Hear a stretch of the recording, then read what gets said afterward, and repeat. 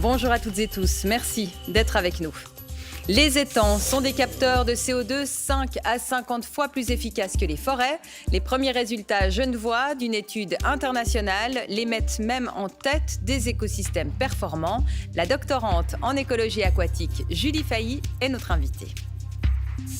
Les incertitudes et les combats dans le sud de l'Ukraine où Kiev a lancé une contre-offensive pour reprendre la ville de Kherson en main russe depuis le début de l'invasion. Nous ferons le point dans ce journal.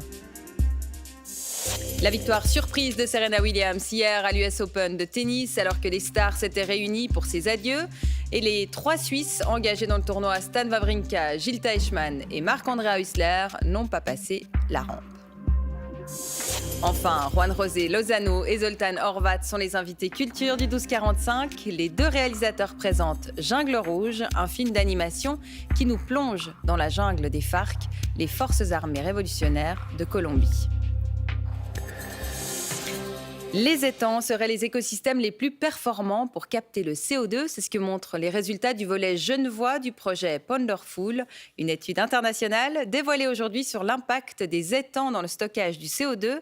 Martial Gérardin et Camille Rivollet sont allés voir les scientifiques à l'œuvre au bois de Jussy. Ces soucoupes flottantes ont envahi une trentaine d'étangs à Genève. Objectif de l'étude, mesurer la quantité de CO2 stockée dans les mares. Si tu marches, ça libère plein de bulles. Tout ça, c'est des gaz. Car les étangs absorbent le CO2, le stockent au fond, dans les sédiments, et les gaz sont relâchés sous forme de méthane. Donc c'est ce fameux méthane, cette forme du carbone qui est stocké dans les sédiments et qui est piégé dans ces différentes soucoupes. Et donc on fait le bilan de ces entrées et de ces sorties de carbone pour comprendre le potentiel de séquestration. Et pour ça, il faut faire des prélèvements. On récupère 10 ml d'air qui se trouve dans la boîte, dans la seringue, qui nous permet de mettre les gaz dans la petite fiole. Et hop. La petite fiole va partir en analyse au Danemark. Les prélèvements continuent pour mesurer cette fois le carbone avec des pièges à sédiments. On les laisse pendant 3 mois au fond de l'étang. Et ils vont capturer tous les sédiments qui se déposent. Donc en gros tout le carbone qui va se déposer au fond de l'étang. Hop. Direction le labo. On transfère.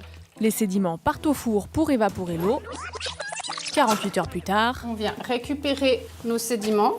Je réduis en poudre. petit passage dans la boîte noire. Ça s'appelle un four à calcination ou four à moufle. 550 degrés pendant 4h30. Ça va calciner le carbone et en fait la différence de poids entre avant qu'on le calcine et après va nous donner le taux de carbone qu'il y a dans les sédiments. Les résultats préliminaires sont encourageants. Les étangs absorbent plus de CO2 qu'ils n'en rejettent. Ce sont donc des puits de carbone. Ce qui place en fait les étangs au hit parade des écosystèmes en termes de séquestration biologique. On est par exemple entre 5 et 50 fois plus performant qu'une forêt. En 2 siècles, 9 étangs sur 10 ont disparu en Suisse.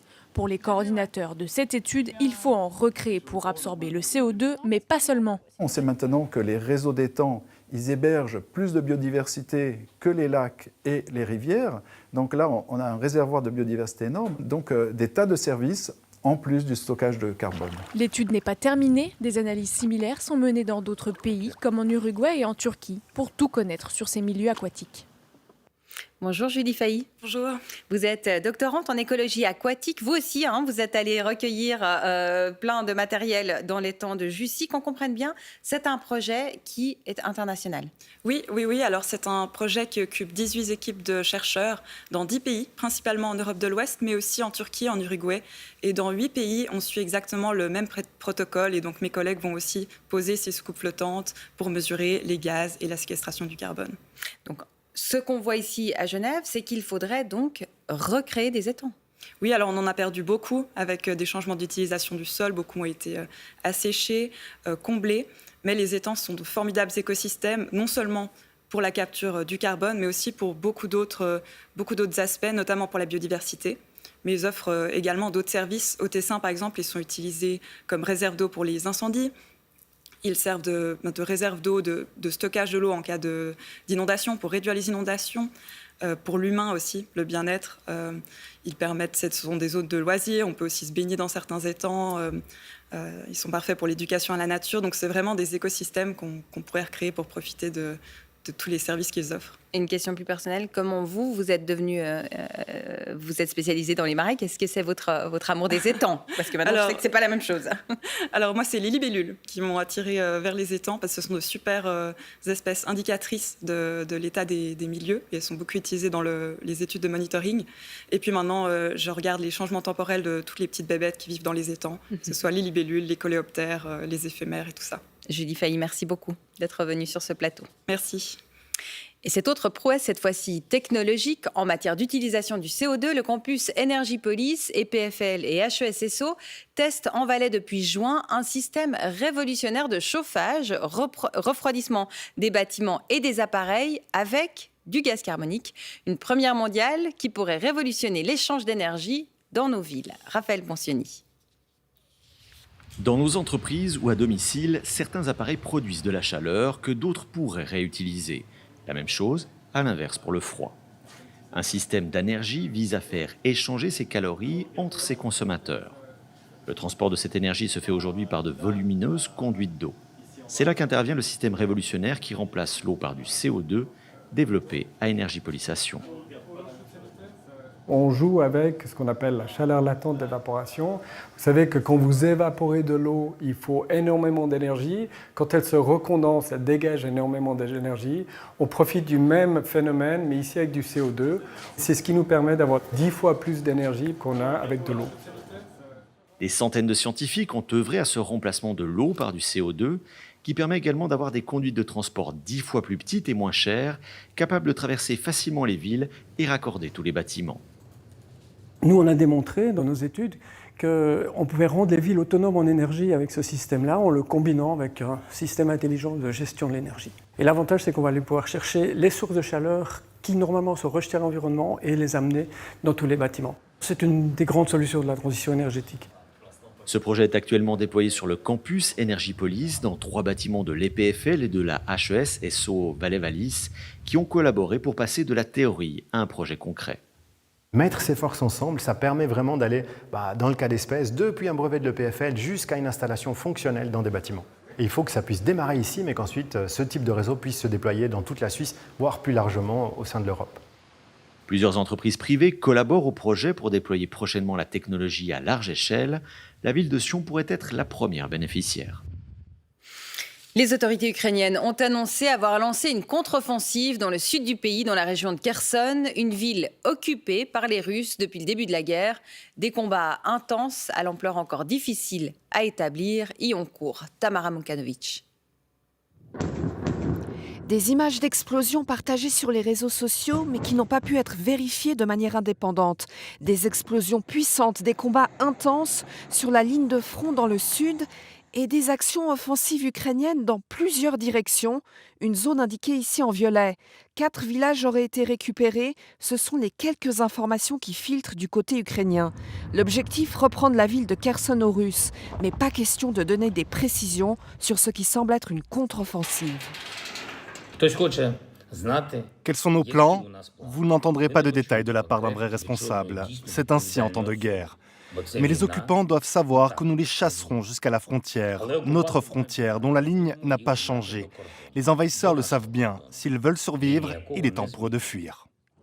Kherson a été prise par les forces russes dès le début de la guerre. Depuis des mois, l'Ukraine promettait de reprendre un jour la région.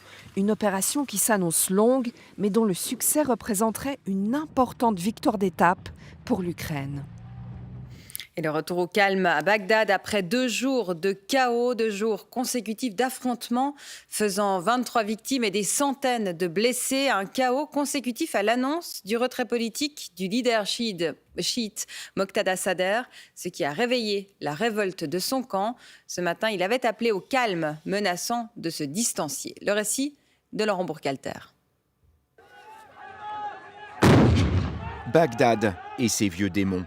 Les violences entre factions rivales chiites. Une escalade qui a fait au moins 23 morts ces dernières 24 heures et fait redouter la spirale infernale des représailles. Une éruption de violence dans une cocotte minute de pauvreté, désespoir et polarisation entre les différents clans. Nous faisons la révolution contre les corrompus. Les personnes veulent des réformes en Irak. Il n'y a plus de place ici pour les corrompus. Un embrasement suite à l'annonce de la démission du leader chiite Moqtada Sadr, un influent religieux qui avait remporté les élections il y a près d'un an, mais qui refuse de former un gouvernement avec d'autres partis et factions soutenus par l'Iran. Ces milliers de partisans ont aussitôt envahi le palais de la République où siège le Conseil des ministres dans la zone verte de la ville, pourtant ultra sécurisée. Les forces de l'ordre ont utilisé des grenades lacrymogènes pour les en chasser. Quoi qu'on soit ici ou dans le palais, la révolution va continuer. J'ai été blessé, ma main est fracturée, je vais aller me faire soigner et revenir manifester. Malgré un couvre-feu décrété dans tout le pays et les appels au calme de la communauté internationale, Bagdad reprend tristement l'apparence d'une ville en état de guerre. Et je vous le disais, suite à l'appel de leur leader, les opposants seraient en train de se retirer de la zone verte de Bagdad. L'armée annonce la levée du couvre-feu. Nous ouvrons notre série d'interviews politiques en vue des votations fédérales du 25 septembre prochain. Premier objet, la modification de la loi fédérale sur l'impôt anticipé. Le Parlement et le Conseil fédéral veulent le supprimer pour rendre la place financière suisse plus attractive. Les référendaires y voient un nouveau cadeau aux riches et une perte fiscale importante. C'est l'avis de notre premier invité. Bonjour Samuel Bendaon. Bonjour. Conseiller national, PS vaudois. Alors, en quoi est-ce que, selon vous, cette réforme est un cadeau aux riches ?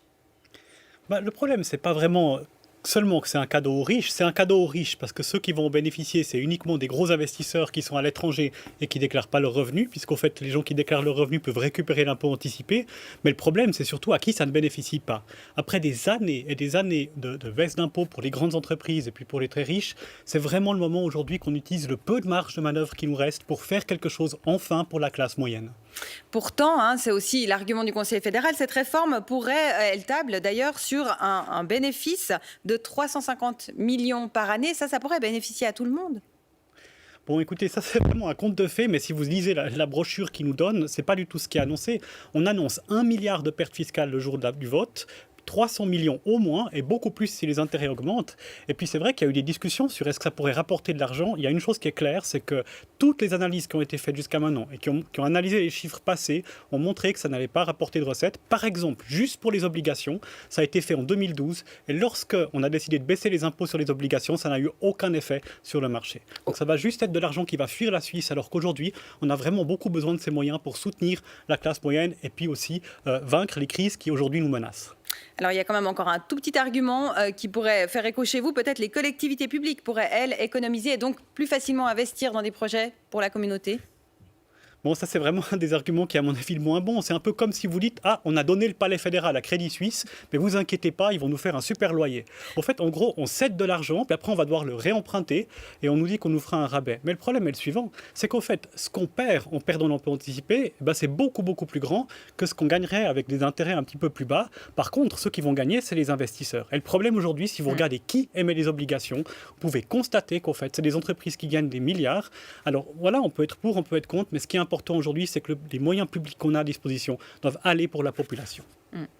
Samuel Bendaon, merci. Et demain, nous entendrons à votre place les arguments en faveur de la réforme par la voix de Johanna Gapani. Merci beaucoup. Merci infiniment.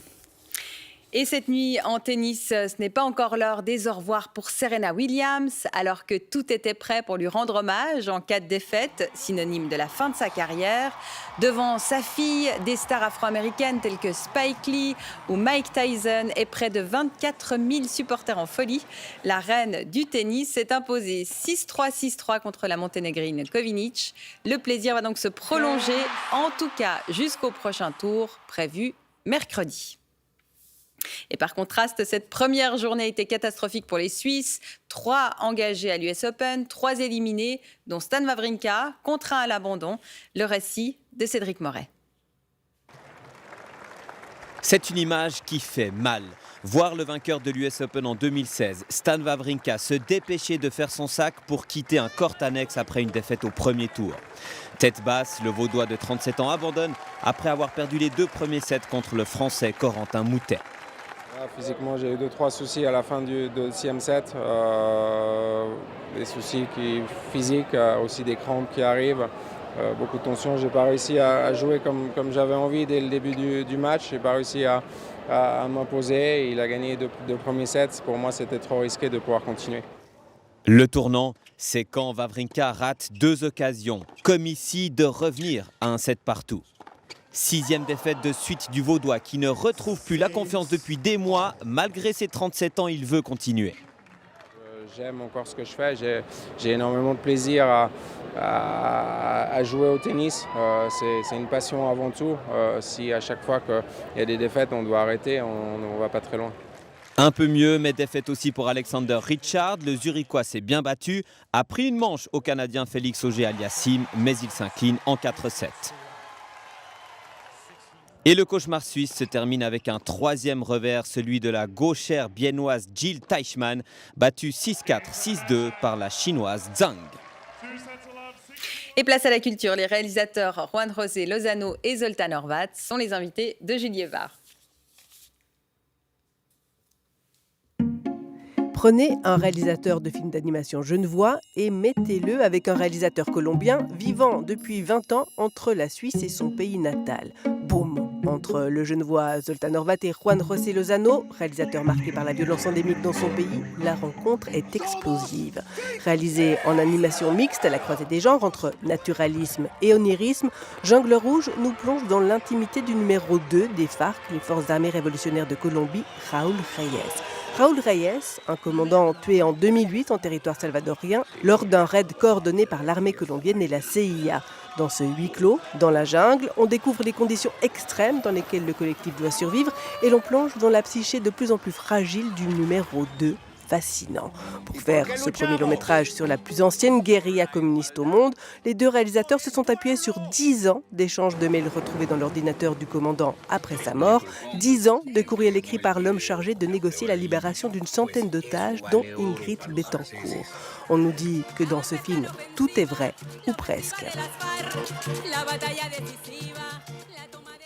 Zoltán Horváth, Juan José Lozano, bonjour, merci beaucoup d'être avec nous. Bonjour. Merci. Alors, tout est presque vrai. C'est quoi le presque? Honneur. Le presque. Tous les événements relatés dans ces films ont eu lieu, mais il y a des... on s'est permis certaines licences de la fiction, par exemple le personnage féminin de Gloria, qui devient presque un autre protagoniste du film. Elle n'était pas comme ça dans la vraie vie. On lui a donné une certaine couleur, une certaine luminosité pour appuyer un peu plus le contraste avec cette paranoïa et cette noirceur du protagoniste qui est le commandant Raoul. Et donc Gloria, c'est son ami. Si vous n'avez pas vu le film. Exactement, sa compagne. Mais vous avez vraiment eu accès aux, je crois, 12 000 mails retrouvés dans son ordinateur. Vous avez vraiment épluché tous ces mails. Alors c'est lui encore qui l'a fait. Ouais. Non, on les a lus, on les a étudiés avec les co-scénaristes Antoine Germain. Et on a fait des tableaux Excel. C'était un peu fou parce qu'il y avait plein de personnages, plein d'événements. On était un peu perdus aussi. Et à un moment donné, il y a une ligne qui s'est dégagée. Et à partir de cette ligne, on est parti à la rencontre des survivants de cette correspondance, donc des camarades de Raoul, des journalistes qui l'ont rencontré. Et pour vérifier ce qui était vrai ou faux, pour déceler les vrais du faux de cette histoire. Et après, on a écrit le scénario. Et après, Zoltán est arrivé et l'animation est rentrée de plein pied. Ouais. Mais alors pourquoi l'animation en fait? Et pourquoi cette animation-là mixte? Parce que finalement, vous avez tourné pendant 5 semaines sur des fonds verts avec des vrais acteurs. Vous auriez pu faire, pardon, je m'excuse, je suis désolée, hein, vous auriez pu faire un dessin animé, enfin je dis de l'animation beaucoup plus classique. Alors c'est la première question que je lui ai posée à Juan quand il est venu me demander si je pouvais faire de l'animation pour son film. C'est pourquoi l'animation? Pourquoi l'animation?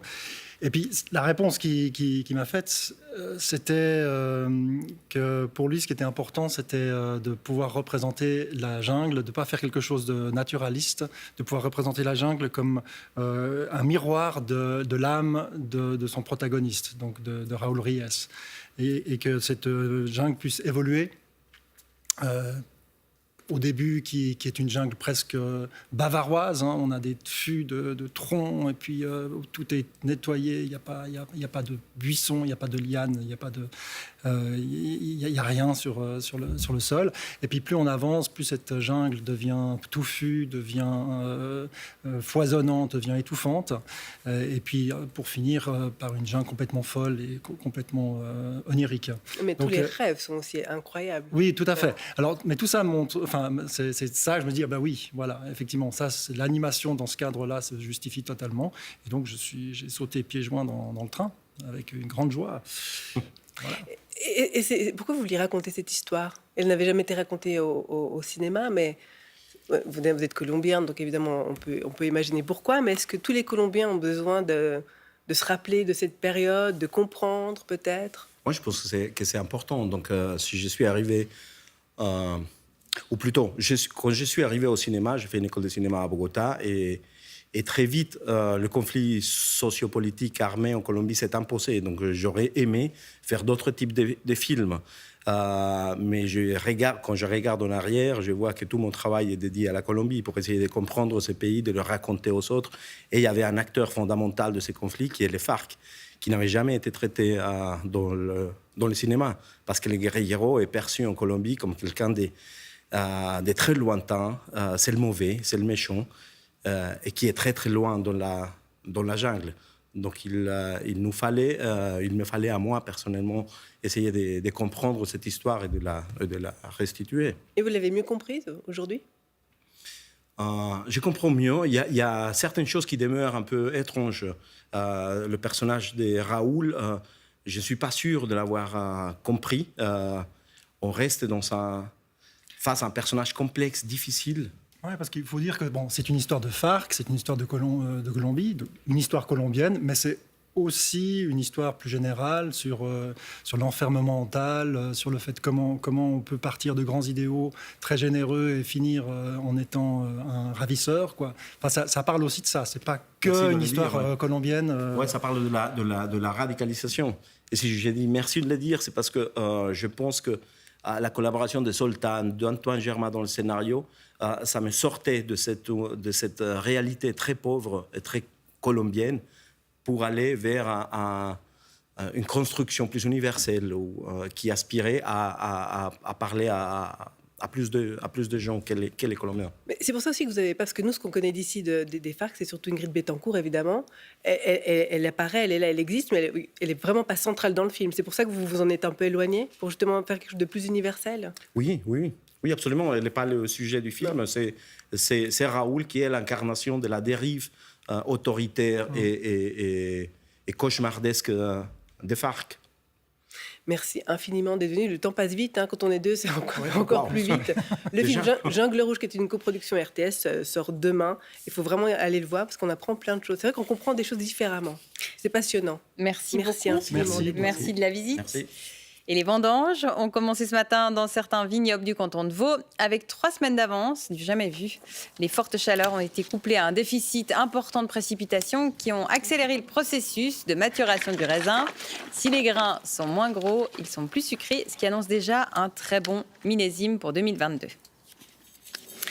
Et tout de suite, la météo de Philippe Jeanneret à 19h. Couleur locale sera à Marin dans le canton de Neuchâtel pour le 19h30. Philippe Reva, très bel après-midi à vous. À demain.